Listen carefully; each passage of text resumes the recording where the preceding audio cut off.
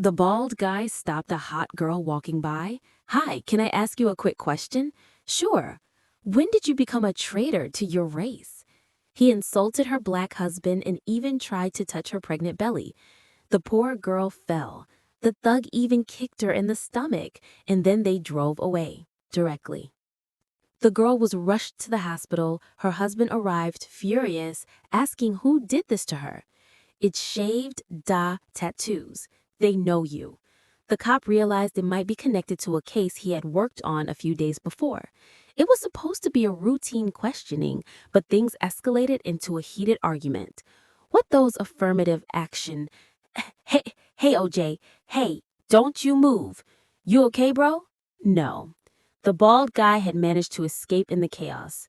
The cop chased after him immediately. Oh, slow down, shop. Yeah, you started. You were a driver. You did runs from Beanie. That was just a driver. Yeah, we covered that. Now how did it work? Hey, we're out. The cops thought their force would make these thugs behave, but I'll be okay. I'm going to be here, sir. Seeing his wife covered in bruises, the cop was desperate to take action, but his colleague stopped him, telling him to stay with his wife while they went after the criminals. The thugs were soon caught, but instead of being afraid, they taunted the cops. They believed the law wouldn't punish them because they were white. Shut up. Shut up. The doctor told the cop his wife had suffered a brain hemorrhage from the beating and they had lost the baby. The cop went into the room sadly, seeing his wife lying on the bed. "I lost the baby. This is a test. That's all. Just trying to get some rest." He comforted her with words, but deep down he thought if justice wouldn't be served, he'd take matters into his own hands. That night, the cop returned to the station, walked over to the cell window, pulled down the curtain, and removed his gun. The big thug inside was still taunting him. The cop grabbed a tool, stepped up, and opened the cell door. "You get past me and you're home free. Help take them out, Curtis." After taking down the thugs, it was just the bald guy left.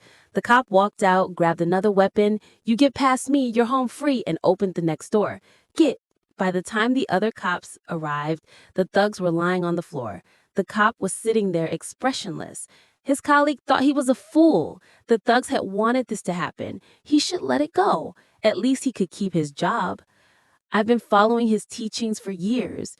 Been turning the other cheek. Now the thing about it is, if I could go back, I'd do the same thing to those pieces of again.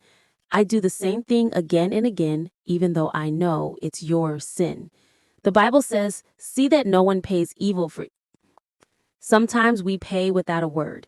His colleague left. The cop took off his badge and set it on the table, accepting the consequences of what he'd done.